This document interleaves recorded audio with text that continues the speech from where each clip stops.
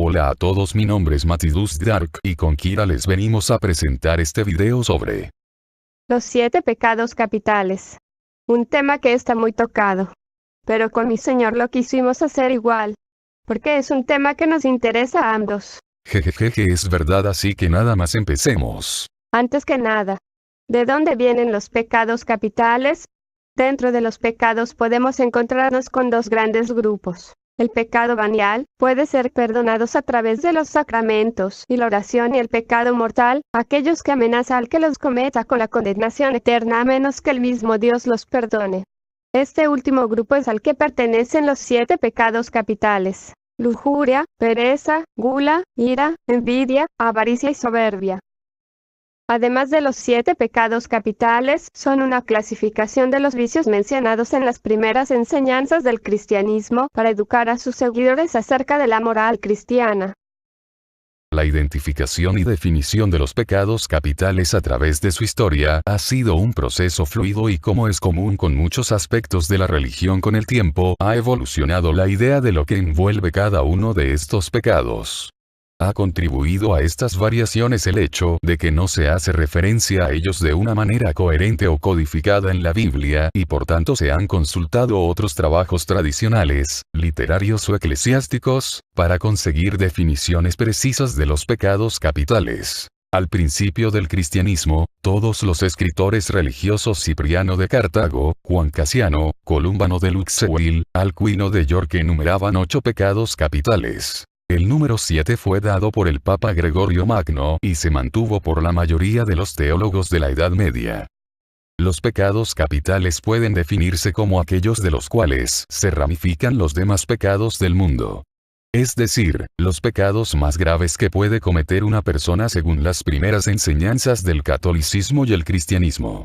Las gentes de la antigüedad tenían siempre muy presentes este tipo de pecados, que tenían el objetivo de adoctrinar a los fieles en base a la moral cristiana.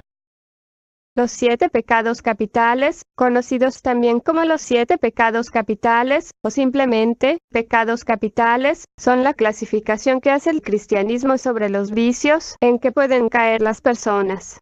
La palabra capital no hace referencia a que el pecado sea de mayor importancia, sino que estos son el origen del resto de pecados, tal y como afirmó Santo Tomás de Aquino. La importancia de los pecados capitales se centra en la ruptura de la comunión con Dios. Cuando pecamos, el Espíritu Santo se entristece y su voz en nuestro interior queda en silencio, así que debemos proceder al arrepentimiento si deseamos vivir una eternidad con Dios. ¿Qué duda cabe que desde que el hombre es hombre, el pecado capital ha estado siempre presente en su persona?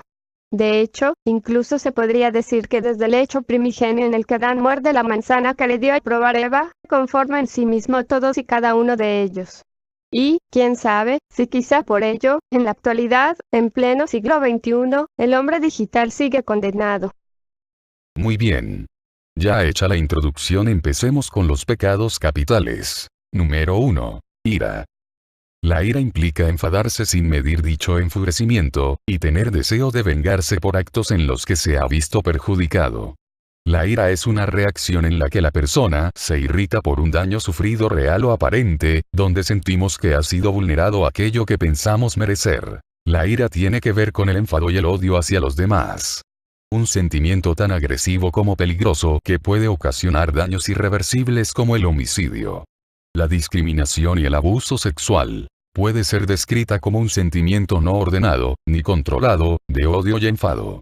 Estos sentimientos se pueden manifestar como una negación vehemente de la verdad, tanto hacia los demás y hacia uno mismo, impaciencia con los procedimientos de la ley y el deseo de venganza fuera del trabajo del sistema judicial, llevando a hacer justicia por sus propias manos, fanatismo en creencias políticas y religiosas, generalmente deseando hacer mal a otros.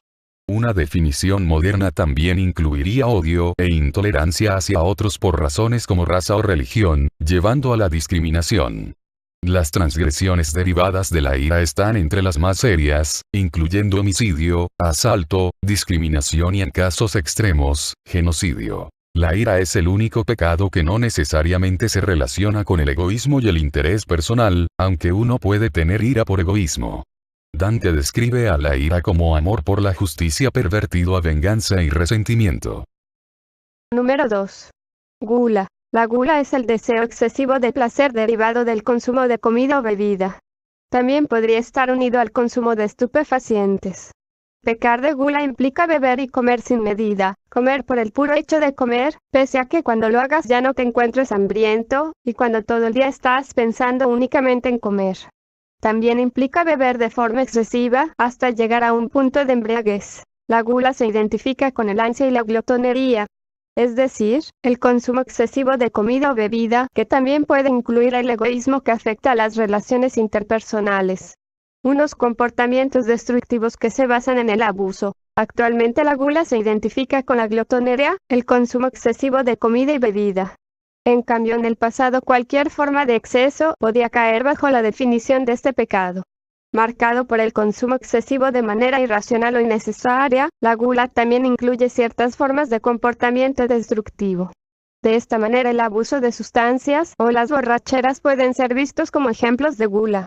En la Divina Comedia de Alighieri, los penitentes en el purgatorio eran obligados a pararse entre dos árboles, incapaces de alcanzar y comer las frutas que colgaban de las ramas de estos, y por consecuencia se les describía como personas hambrientas. Al tratarse de un pecado capital, la gula es el germen de otros muchos pecados y vicios, ya que las personas pierden la razón cuando el cuerpo se encuentra lleno de comida o bebida, perdiendo el control de lo que deberían ser nuestras acciones.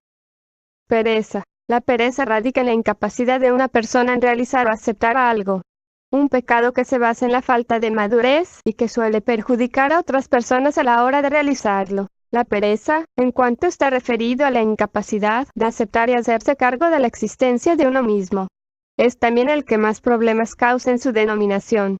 La simple pereza, más aún el ocio, no parecen constituir una falta.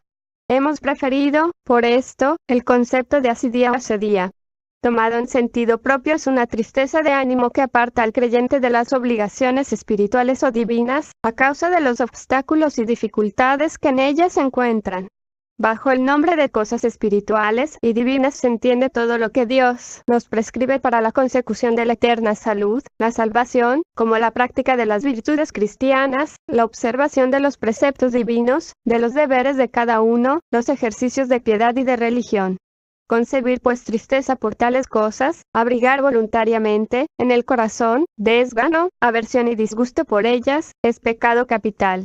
Tomada en sentido estricto es pecado mortal, en cuanto se opone directamente a la caridad que nos debemos a nosotros mismos y al amor que debemos a Dios. De esta manera, si deliberadamente y con pleno consentimiento de la voluntad, nos entristecemos o sentimos desgana de las cosas a las que estamos obligados. Por ejemplo, al perdón de las injurias, a la privación de los placeres carnales, entre otras. La asidía es pecado grave porque se opone directamente a la caridad de Dios y de nosotros mismos. Considerada en orden a los efectos que produce, si la asidía es tal que hace olvidar el bien necesario e indispensable a la salud eterna, descuidar notablemente las obligaciones y deberes, o si llega a hacernos desear que no haya otra vida, para vivir entregados impunemente a las pasiones, es sin duda pecado mortal. La pereza implica que una persona descuida sus obligaciones, es la falta culpable de esfuerzo, ya sea este físico, espiritual, asedia u ociosidad. Pecamos de pereza cuando tenemos desgana, siendo esta por nuestra culpa, para llevar a cabo el cumplimiento de las obligaciones, tanto en el trabajo como en el estudio.